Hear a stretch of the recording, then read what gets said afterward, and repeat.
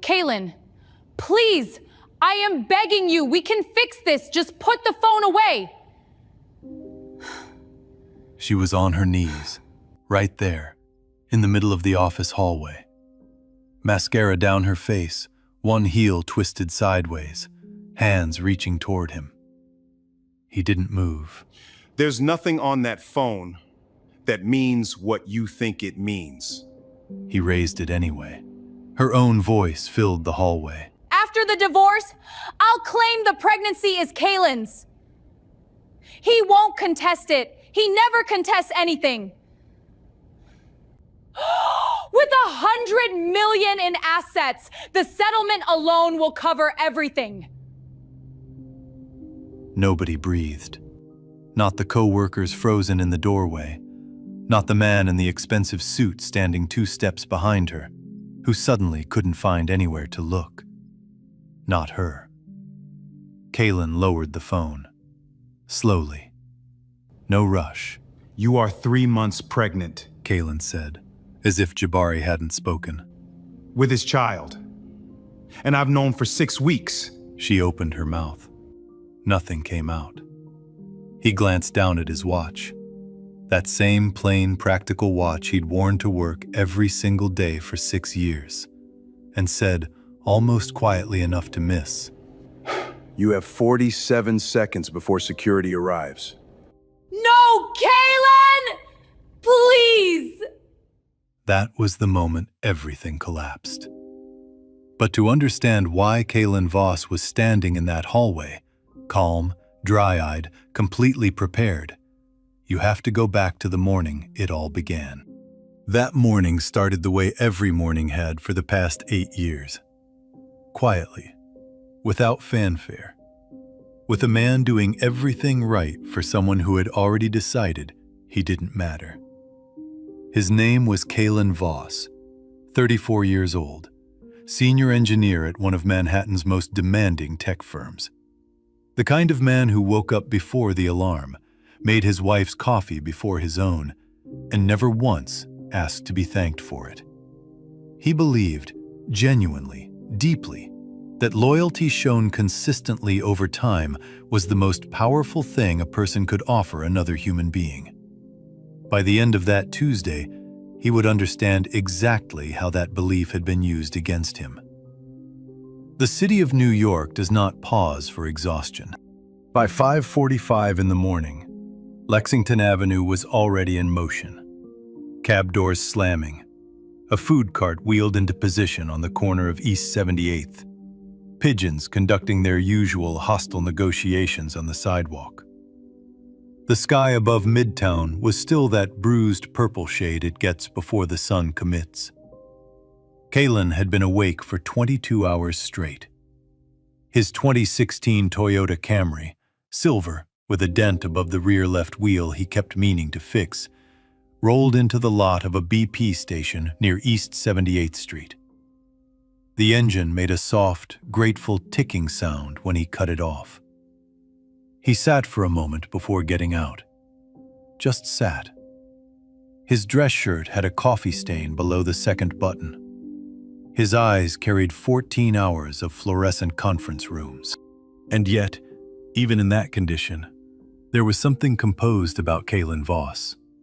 Something unhurried. The quality of a man who had long since made peace with the idea that good things require time. Psychologists call this type of person a high investment partner.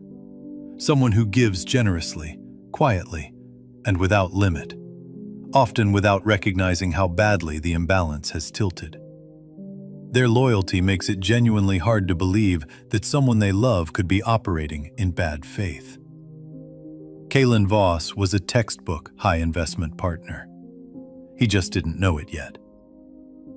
Behind the counter stood Omari Reyes, 68 years old, dark-skinned, silver-haired, with a face that had arrived, through the long work of living, at something close to peace. He had been selling lottery tickets at this station for 11 years. He knew Kaylin the way old neighborhood men know the regulars. Not just their names, but the texture of their silences. He took one look at Kaylin walking through the door and laughed.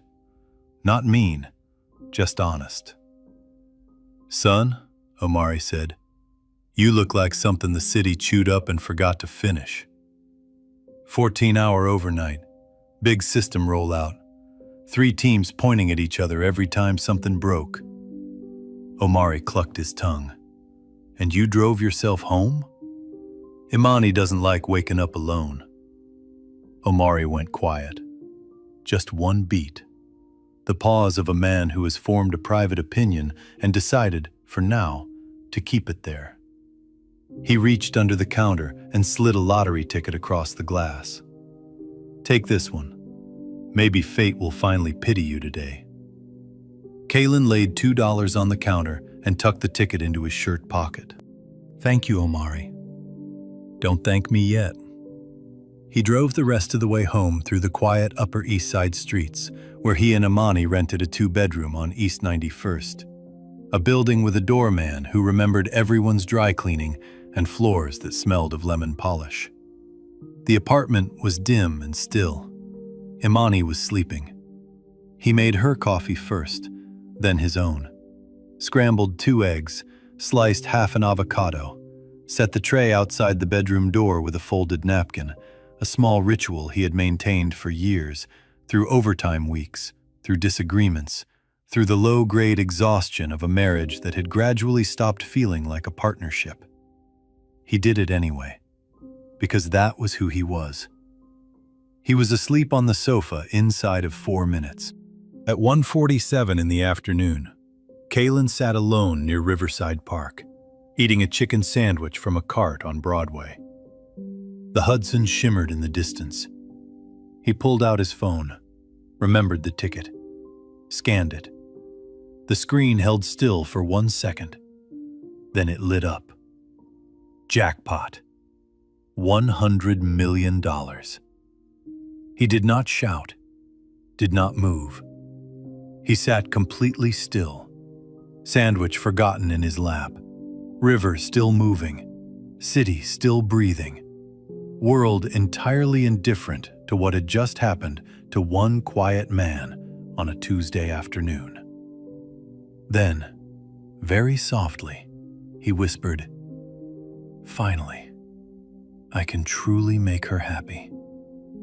Not, I'm rich. Not, I'm free." His very first thought was her. That is not a romantic impulse. That is a wound that has learned to call itself love. And it was that wound, that instinct to give before thinking of himself, that sent Kaylin Voss driving straight toward Vertex Dynamics that afternoon, with roses and a Birkin bag, and a heart full of the wrong kind of hope. He drove back to Omari's station first. The old man studied his face the moment he walked in, leaned forward across the glass counter, and dropped his voice low and serious. "Son, lock your car doors. Big money always brings demons with it." Kaylin nodded slowly. He just didn't know the demon had already been in his life for 11 months. And in a few hours, he would be standing in a hallway on the 27th floor, calm, dry-eyed, and completely prepared, watching her beg for a second chance she had spent nearly a year making sure he would never give. But that comes later. First, the morning, the ticket, and the man who spent his first $1 million thought on someone who was already planning to take everything.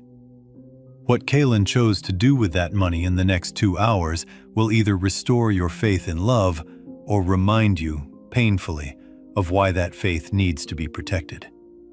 Stay with me. There are men who win $100 million and immediately think about themselves. And then there are men like Kaylin Voss. His first call was to an Hermes boutique on Madison Avenue near East 62nd Street, a store he had walked past dozens of times over the years. On their 3rd anniversary, a warm October afternoon, he had watched Imani press her palm flat against the glass, staring at a limited edition Birkin bag the color of deep cognac, with brushed gold hardware. She hadn't said a word, just looked, then turned away. Kalen never mentioned that he remembered. He simply remembered. He walked into that boutique in yesterday's wrinkled shirt and walked out 40 minutes later with a bag that cost more than his first 2 years of rent. No hesitation. He was operating on the logic of a man who believed love is best expressed through consistent, generous action.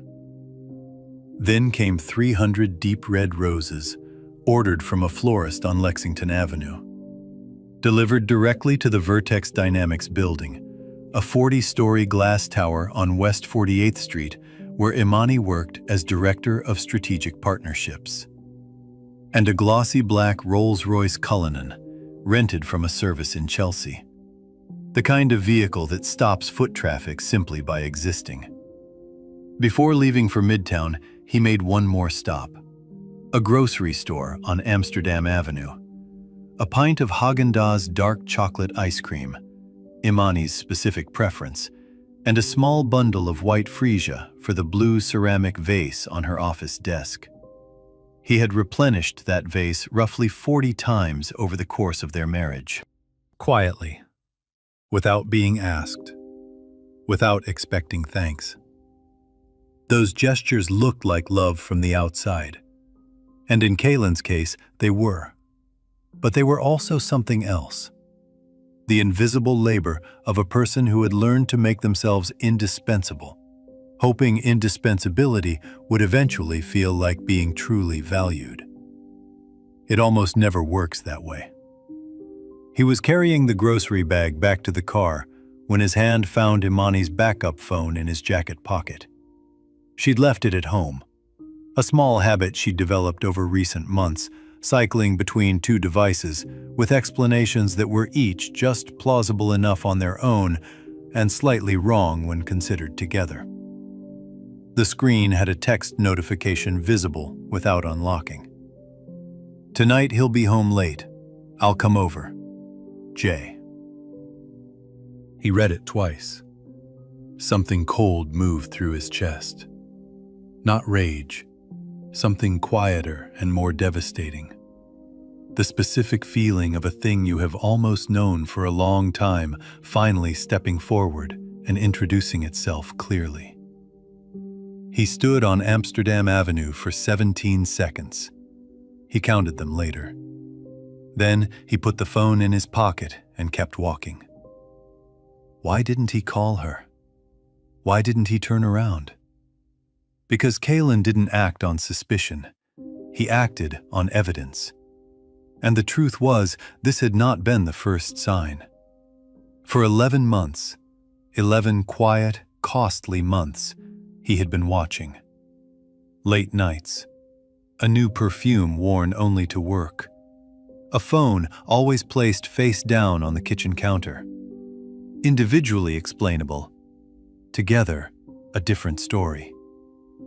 He had begun keeping records 3 months in, not out of paranoia, out of the discipline of a man who needed to know, truly know, before deciding what to do next. Psychologists call this emotional regulation, managing your internal state before taking action. It is hardest exactly when the stakes are highest. Kalen had spent years developing it. He needed to see. So he drove to Midtown. The Rolls-Royce pulled in front of Vertex Dynamics at 3:14 in the afternoon. The roses were already arranged in the lobby, a wall of deep red that stopped everyone who walked through the doors. Employees gathered at windows. Someone was filming from the mezzanine. Kalen stepped out of the car. Clean shirt, he'd changed in the back seat. Hermes bag in one hand. And on his face, the rarest thing in his emotional vocabulary, a genuine, unguarded smile. A memory surfaced as he crossed the lobby. 3 years earlier, February, Imani had come down with a brutal flu. Kalen took 2 unpaid weeks off work, right in the middle of a product launch that nearly cost him his position.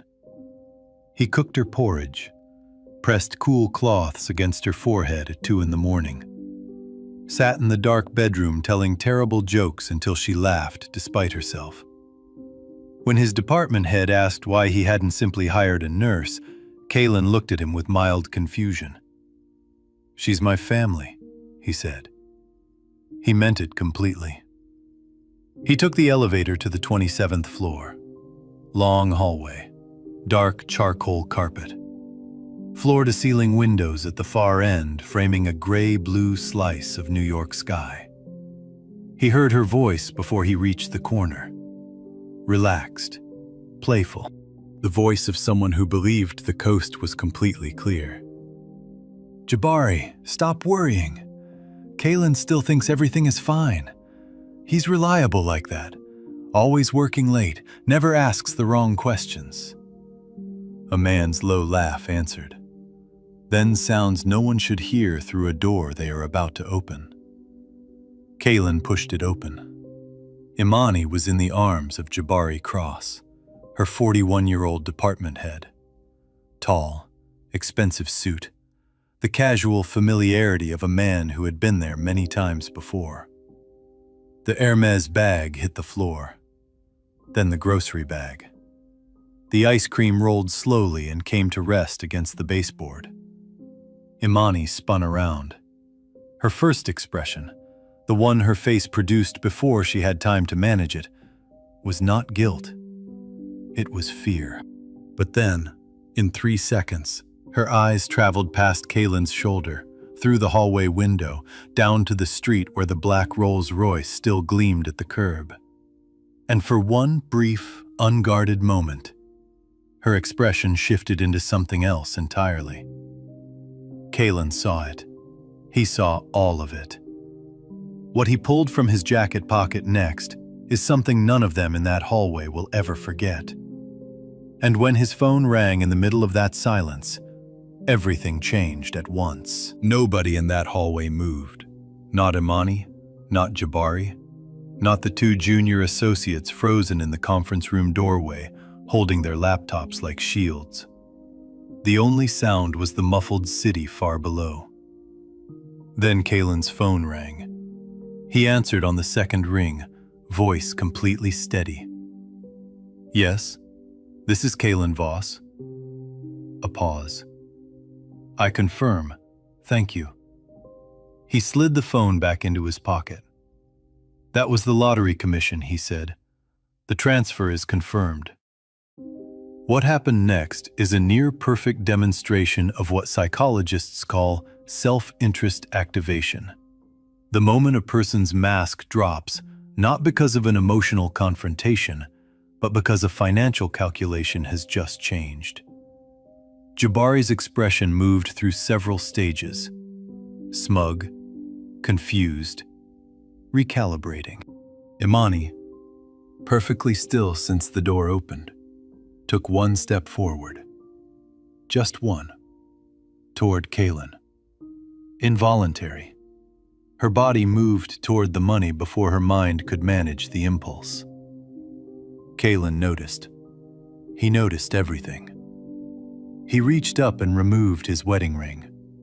Plain gold band. Simple, unpretentious. They had chosen it together on Fifth Avenue 8 years earlier, and Imani had teased him for picking the plainest one in the case. No flourish whatsoever. He had said he didn't need flourish. He just needed it to last. He placed the ring inside the Hermes bag, still on the floor where it had fallen, picked it up, walked across the hall, and held it out. Not to Imani, to Jabari. "Since you've already been enjoying my wife's company," Kalen said quietly, "it seems fair you take on the associated costs." Jabari didn't take it. He stood very still, the way men do when they realize they've badly miscalculated someone. Kalen set the bag on the floor between them and straightened up. "I've suspected this for 11 months. From his inner jacket pocket, he removed a folded envelope.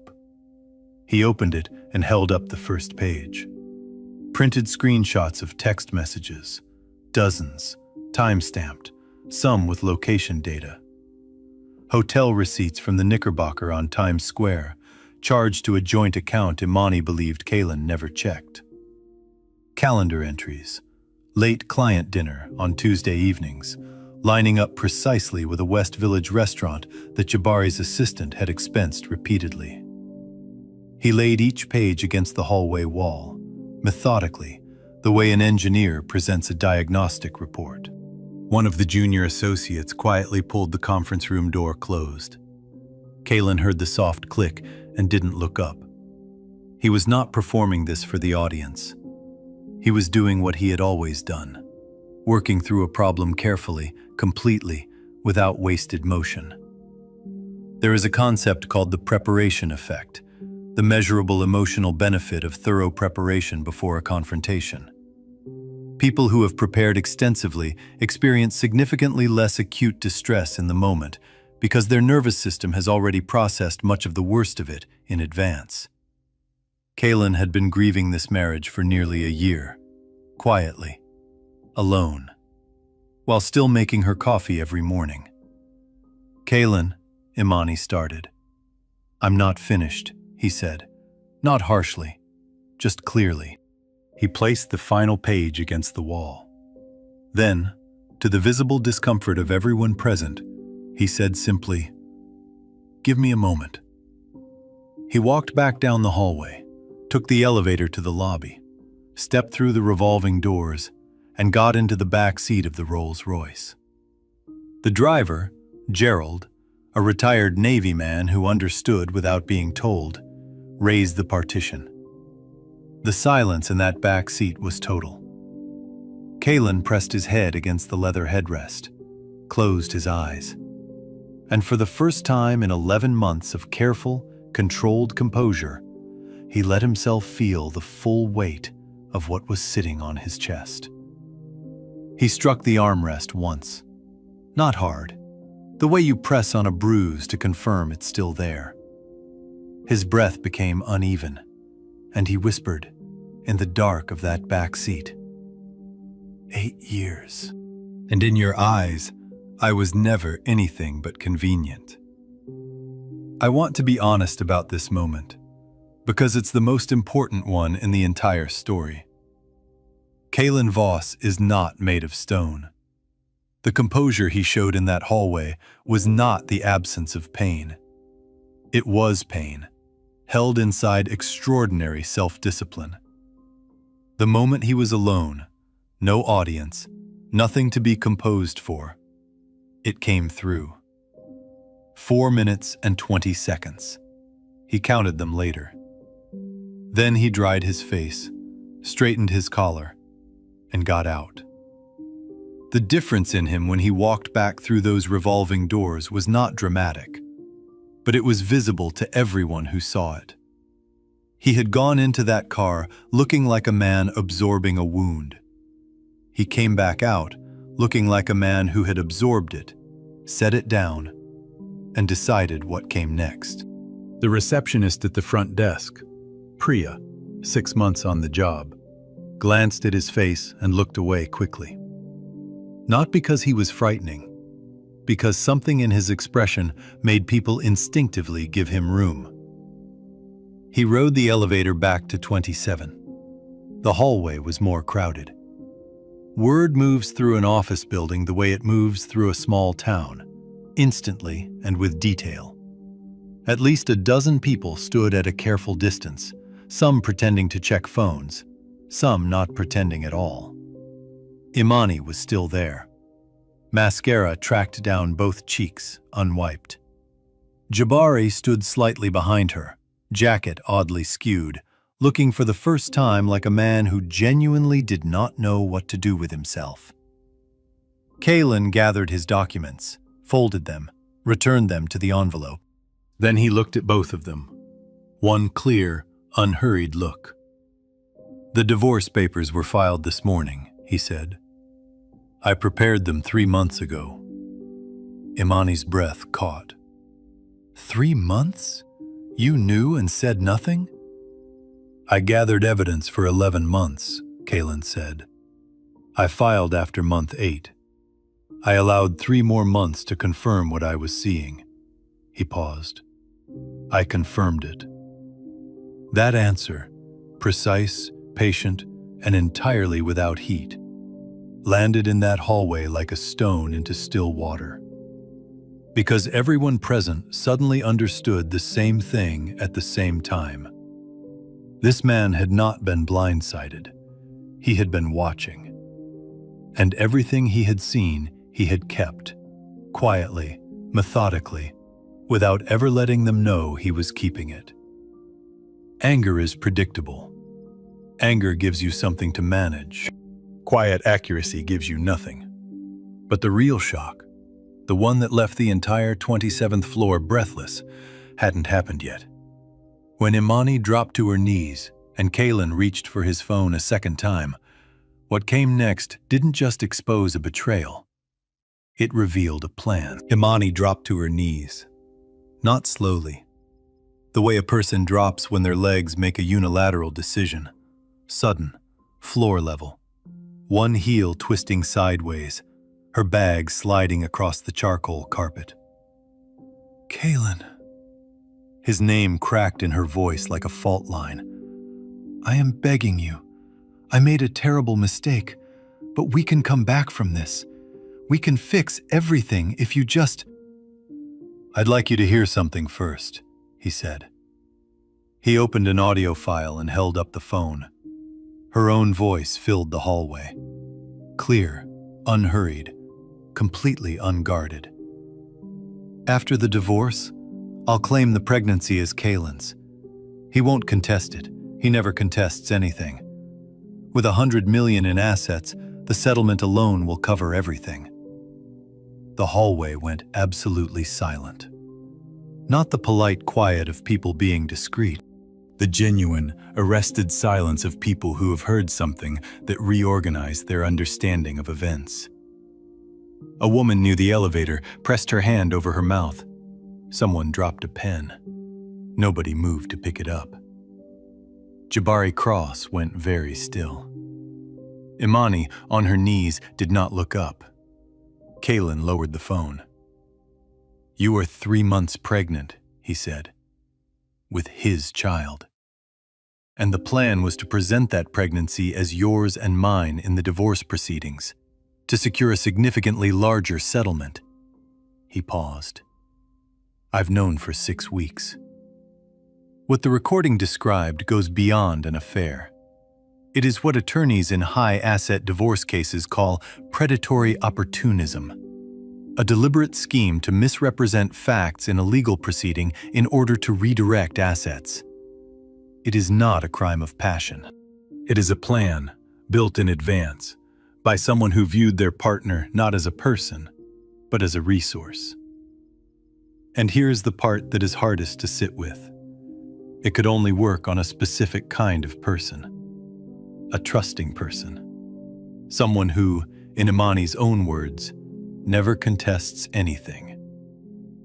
The scheme was designed for Kaylin specifically, built around his known character. His loyalty was not incidental to the plan. It was the mechanism the plan depended on. Jabari had been quiet since Kaylin returned from the car. But now, with the hallway frozen and the recording still hanging in the air, he straightened up and found his boardroom voice. Kaylin, clearly this situation has escalated in ways that... I also want to mention, Kaylin said, as if Jabari had not spoken, that I participated in the Vertex Dynamics ESOP equity program 3 years ago. The shift in the room was immediate. Several people who had been watching with vague sympathy suddenly paid a different kind of attention. The program Kaylin named was internal, not publicly discussed. Knowing its name and structure required either direct participation or very close attention to Vertex Dynamics' internal financials. Kaylin had been a participant. He reached into the envelope and placed a final document on top of the stack. A summary from Meridian Capital Partners in Newark, bearing a transfer date from the previous Tuesday. Those shares matured 4 months ago. I liquidated them last week. He looked briefly at Jabari. You administered that program. You know what the mature valuation looked like. Jabari's expression did something complicated. Because Kalen had just demonstrated, in 2 sentences, that he had been paying far closer attention to the infrastructure of Jabari's own professional domain than anyone had assumed. The second thing landed harder than the first. One more recording, Kalen said. He opened a second file, ambient kitchen sound in the background. Imani's voice, relaxed and certain. Kalen works better when there's distance. He doesn't ask questions, he just puts in more effort. Then Jabari's voice, lower. 6 more months. Once the equity picture is clearer, we'll know how to structure the exit terms. The hallway absorbed this slowly, because this transformed the story one final time. This was no longer about an affair that had been discovered. This was the exposure of a coordinated timeline, a deliberate strategy to manage Kalen's behavior, delay the marriage's dissolution until the most financially advantageous moment, and execute a separation designed to extract maximum value. Psychologists call this pattern coercive financial control, using emotional manipulation to manage a partner's behavior in service of an undisclosed financial agenda. The damage is specific and serious. It retroactively reframes every positive memory. Every warm moment becomes a question mark. The person is left unable to trust their own recollection of what they believed they had. Someone in the back of the hallway said quietly, "Lord have mercy." It was the only sound for several seconds. Jabari opened his mouth, looked at Kalen, and whatever he found in that steady, unafraid gaze, he closed it again. Kalen glanced at his watch. Plain, practical. The same one he'd worn to work every day for 6 years. "You have 47 seconds before security arrives," he said. I called from the lobby on the way up. The hallway went completely still. Imani looked up from the floor. The performance had left her face entirely. The composure, the calculation, the careful management of impression she had maintained for years. What remained looked very young, genuinely frightened, and perhaps, for the first time in a long time, honest.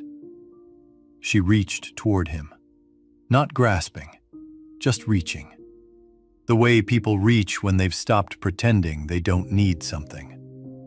Kalen looked at her hand, then at her face, and he said, quietly, without cruelty, without the performance of righteous anger that the moment might have invited, "You didn't destroy this marriage, Imani. You only proved it stopped existing a very long time ago." Nobody moved. The phones that had been raised throughout the hallway came down, one by one, the way they do when a room arrives somewhere that doesn't fit inside a screen. This was not a dramatic scene anymore.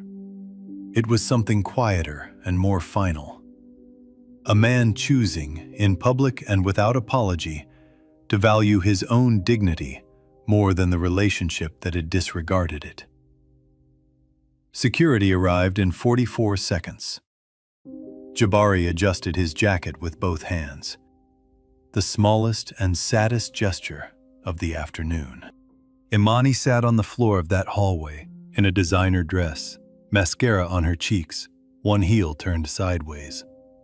Watching the man she had spent years underestimating walk to the elevator without a backward glance. The doors opened. He stepped inside. The doors closed. The hallway stayed exactly where it was, full of people who had gone very quiet, and a stack of documents arranged neatly against the wall, and a Hermes bag beside the baseboard with a wedding ring folded inside it.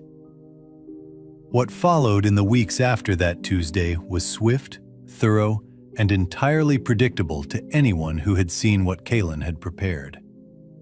And what he chose to build next, after the settlement, after the silence, after the last door closed, is the part of this story I most want you to hear. The divorce was finalized in 45 days.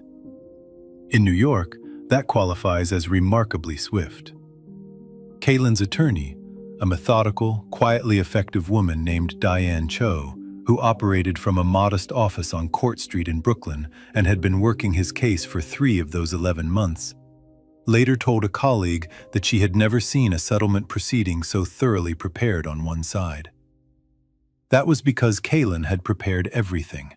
Every record, every document, every piece of financial evidence organized into a sequence so complete that the opposing attorney, after reviewing the first 40 pages of discovery materials, reportedly set the folder down on his desk and said, "There's nothing to work with here."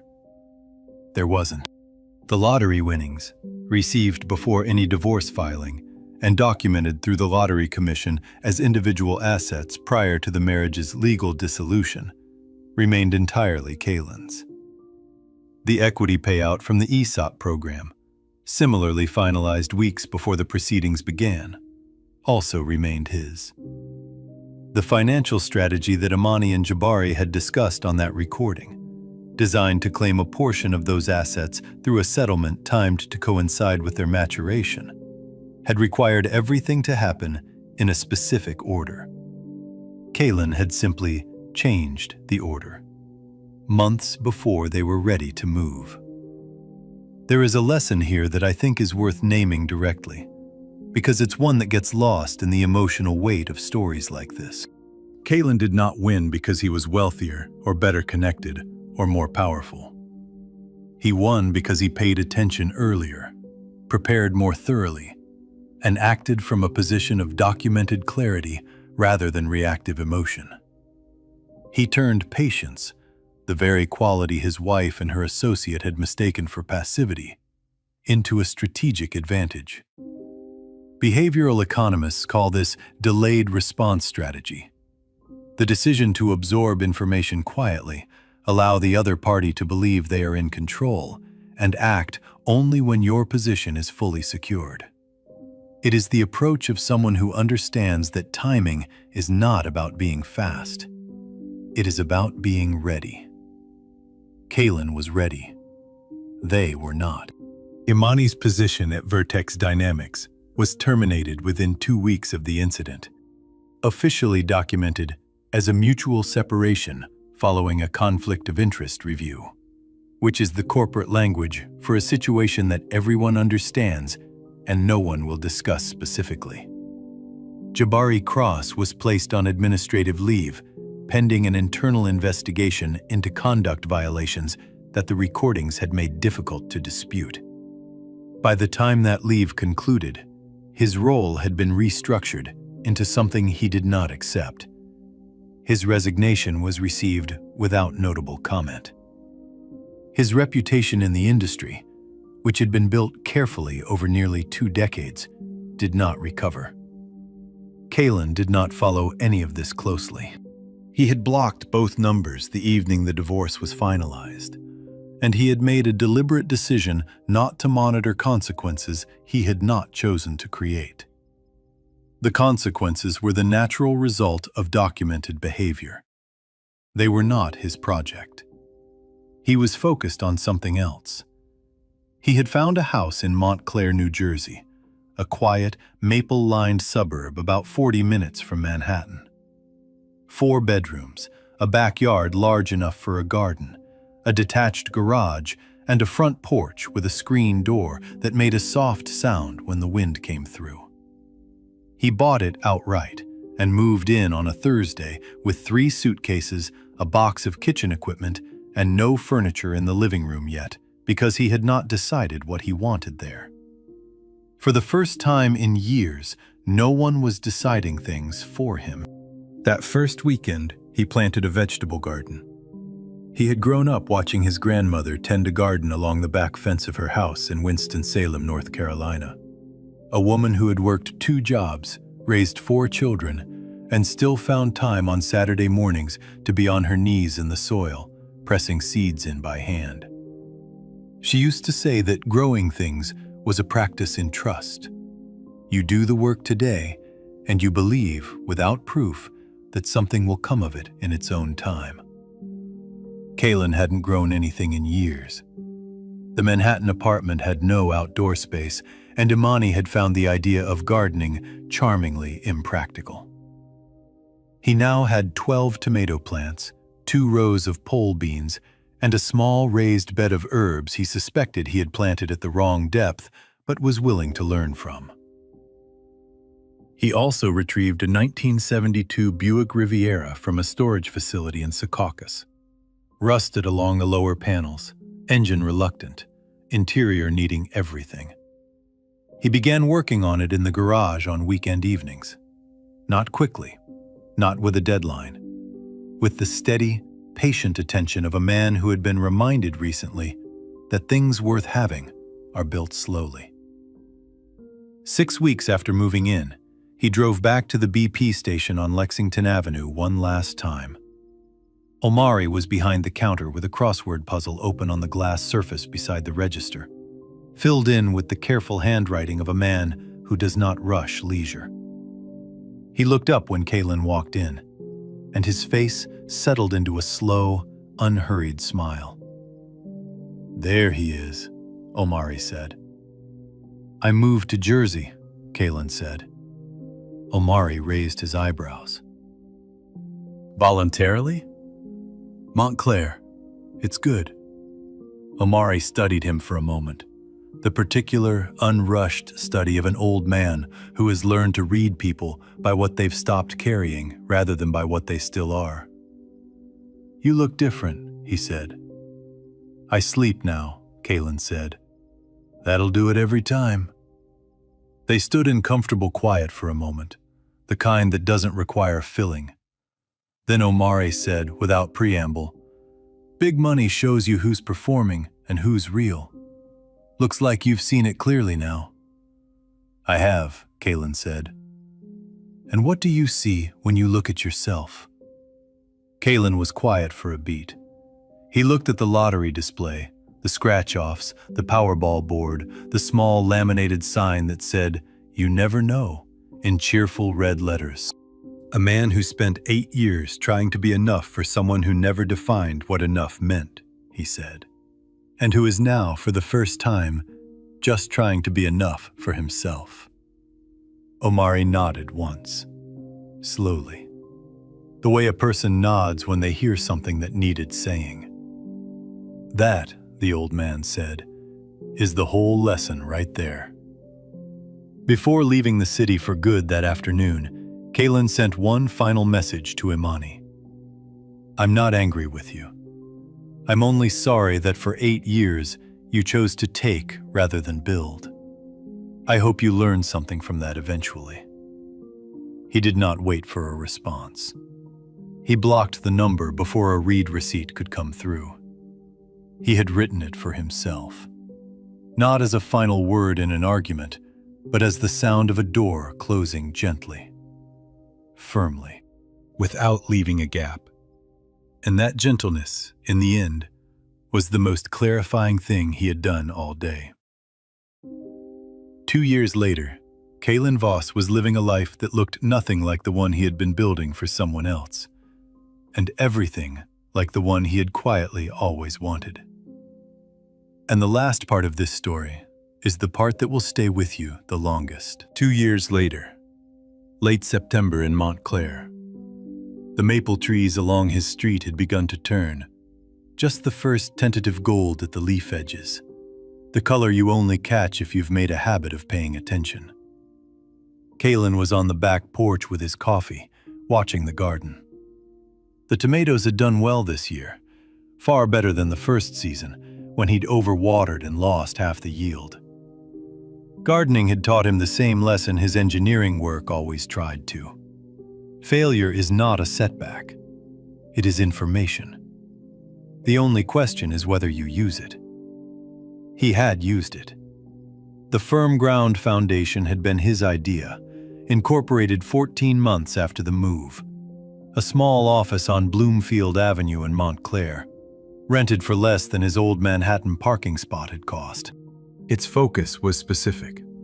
Men who had experienced financially and emotionally damaging relationship betrayals, trying to rebuild not just their material stability, but their sense of themselves.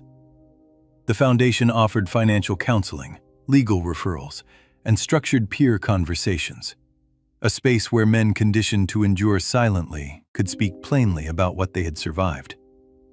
The waiting list, by the end of the first year, was longer than Kalin had anticipated. What the foundation was built around, and what mental health professionals document but mainstream culture rarely discusses, is this. Being in a relationship where a partner uses emotional closeness as a mechanism for control and financial extraction is a recognized pattern with measurable consequences. It leaves marks on a person's ability to trust their own judgment, on their relationship with their own generosity. The path back from that damage is real. It is just rarely walked alone. Firm Ground existed because Kalin knew that from experience. He did not put his name on the building. The sign simply read, Firm Ground. He met her at a farmer's market. Not dramatically. She dropped a jar of local honey on the sidewalk outside the Montclair Farmer's Market on a cool Saturday morning in October. It shattered. Kalin, standing nearby, choosing between two varieties of heirloom apple, crouched down and helped her clean it up. Her name was Soren, 31, a high school biology teacher who spent her Sundays hiking the trails at South Mountain Reservation in Millburn and her evenings cooking from second-hand cookbooks she found at estate sales. She was warm, direct, and quietly funny. She made no effort to be impressive. She was simply what she was, consistently, without requiring anyone to notice. The first time Kalin showed her the backyard, she looked at the tomato plants with genuine respect. "What do you do with all of them?" she asked. "Neighbors get most of it. I make sauce with the rest." "From scratch?" "It's not complicated." She looked at him. "You're very different from what I expected." "You had expectations?" "My colleague's brother went through your foundation last year. She told me about it." A small smile. "I didn't realize the founder made his own tomato sauce." He laughed, the real kind, the one he'd been gradually relearning. They did not rush. Neither had any interest in rushing. They walked trails together, cooked dinners, her recipes, his kitchen, a natural division of labor that required no negotiation. Sat on the porch in the evenings and talked about small things, and sometimes didn't talk at all, and found the silence moved the same direction from both sides. For Kalin, this was new.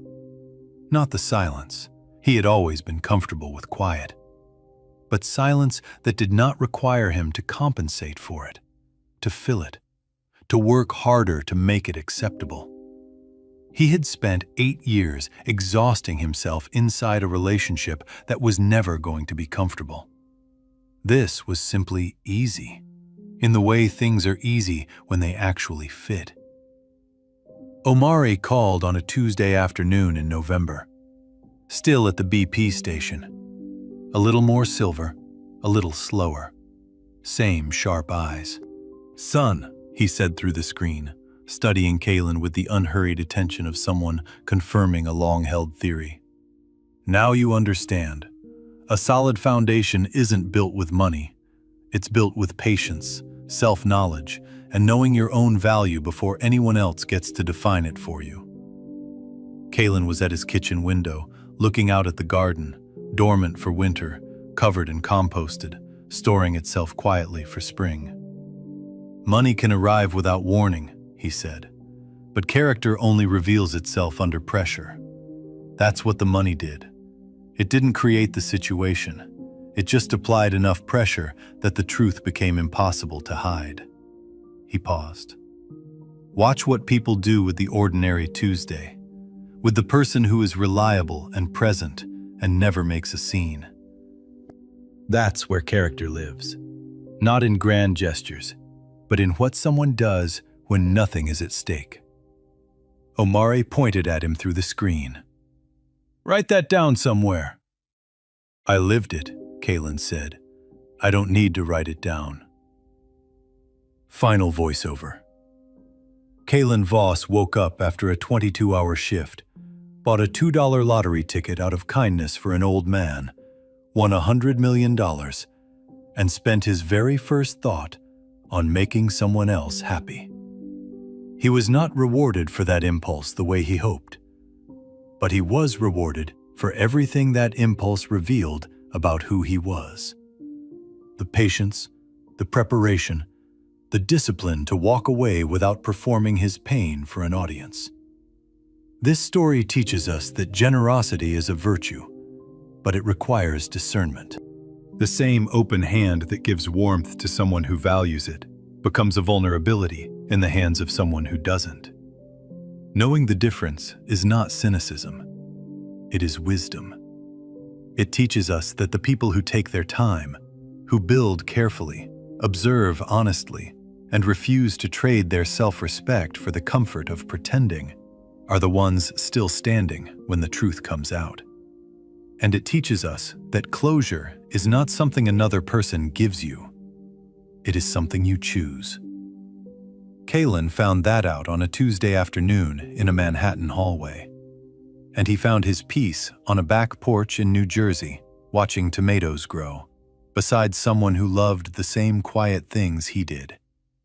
The way the best things usually arrive, without announcement, on an ordinary day, when you finally stopped looking for something shiny and started looking for something real. And you, if tomorrow you found yourself holding something unexpected, something that changed everything, would you spend your first thought on someone else? Or would you finally, for once, spend it on yourself? If this story moved something in you today, share it with someone who needs to hear it. These scripts are born from genuine human creativity and a desire to confront social truths. AI acted as a co-pilot, helping organize thoughts so that powerful messages of fairness, forgiveness, and human potential could touch hearts worldwide. Production team. Story and screenplay by Quinn Fung. Character development and visual conceptualization by Chris Nguyen. Video scripting and scene adaptation by David Nguyen. A passionate team dedicated to bringing this story to life.